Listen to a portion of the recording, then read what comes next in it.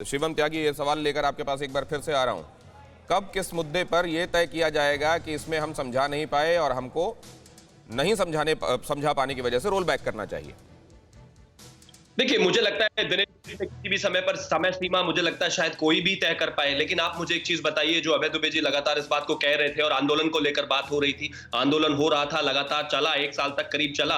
नहीं तो दिल्ली में तो ऐसी भी सिचुएशन होती थी कि एक बाबा आते थे, आंदोलन करते थे, रातों रात उनको किस तरह से भगा दिया जाता है, इस देश ने देखा है।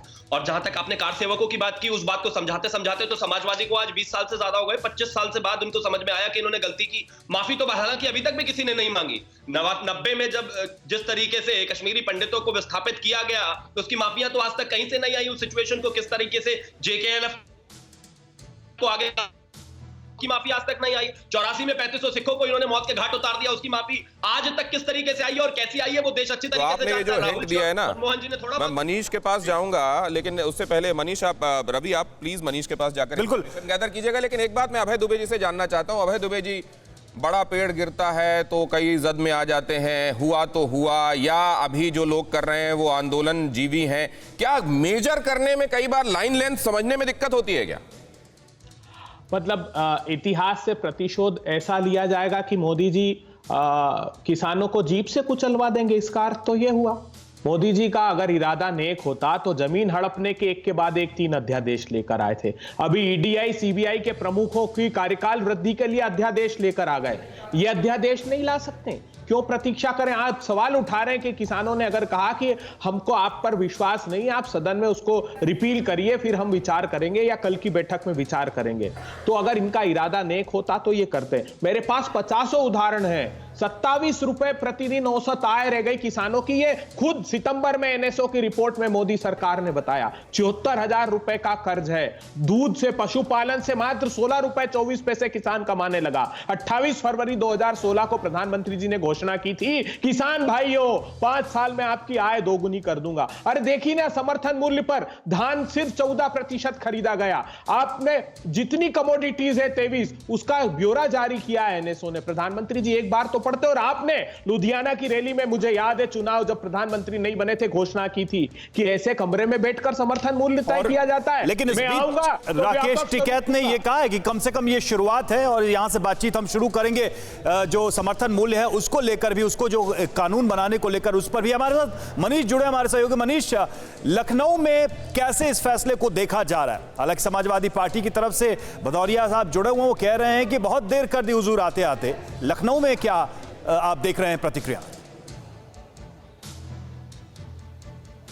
देखिए, लखनऊ में किसान तो बड़ा खुश है, क्योंकि किसान इसी चीज़ का इंतजार कर रहा था। आंदोलन था तो ये मांग थी, अब मांग पूरी हो गई तो कम से कम किसानों को राहत मिली है। मोहनलालगंज में मैं अभी मौजूद हूँ, यहाँ पर किसान भाई मेरे साथ हैं। पहली प्रतिक्रिया आपकी, 1 साल भर हो गया आप मांग कर रहे थे और अब प्रधानमंत्री नरेंद्र मोदी ने बड़ा फैसला लेते हुए आपकी मांगें मान ली हैं। ये आज हमारे किसान भाइयों के लिए, हम लोगों के लिए बहुत ही खुशी का दिन है और एक ऐतिहासिक दिन है। इसे हम यही कहेंगे कि आज 1 वर्ष से यह जो आंदोलन चल रहा था, तो लगातार सरकार से बात हो रही थी और आज माननीय प्रधानमंत्री जी ने जो ये 3 कृषि कानून अपने वापस किए हैं बिलों को, ये बहुत स्वागत योग्य है। और मैं तो अब यही कहना चाहूँगा किसान नेता होने के नाते कि अब यह आंदोलन भी समाप्त किया जाए। सारे किसान भाई अपने अपने घर जाएं, अपने खेतों में जाएं, अपना काम देखें और जो ये बिल अभी तक कृषि कानून, जो काले कानून जो थे, इनकी जो वापसी हुई है, इसको लेके कहीं न कहीं पूरे देश में आज एक खुशी की लहर है किसानों में। लेकिन राकेश टिकैत कह रहे हैं कि नहीं, अभी भरोसा नहीं किया जा सकता मोदी जी। देखिए, राकेश टिकैत जी का ये कहना है कि संसद में उसको जो है कैंसलेशन करके और दिखाया जाए, तब हम भरोसा करेंगे। कल संयुक्त मोर्चे की बैठक भी है और जैसा कि अब हम लोग जो है देश विरोधी कोई भी कार्य ना हो, इनको देखते हुए आज 6 महीने से लगातार सरकार से बात हो रही थी कि अब किसानों के पक्ष में फैसला किया जाए। आज जैसा कि माननीय प्रधानमंत्री जी ने बहुत कुछ सोच समझ के और किसानों के हित को देखते हुए आज जो उन्होंने बिल की वापसी करने का ऐलान किया है, तो हमें लगता है कि अब आंदोलन समाप्त कर देना चाहिए। जो भी कल मीटिंग होनी है संयुक्त मोर्चे की, उस मीटिंग होने के उपरांत अब जो है इसको स्थगित करना चाहिए आंदोलन को। चलिए, तो ये बात यहाँ दिखाई दे रही है। ऐसी कोई भी घटना जो भी, जैसे अभी हमारे 700 किसान भाई हमारे शहीद हुए, आप एक बात मनीष देख रहे हैं कि उस समय भी बिल के समर्थन में किसान नहीं थे, ऐसा नहीं था।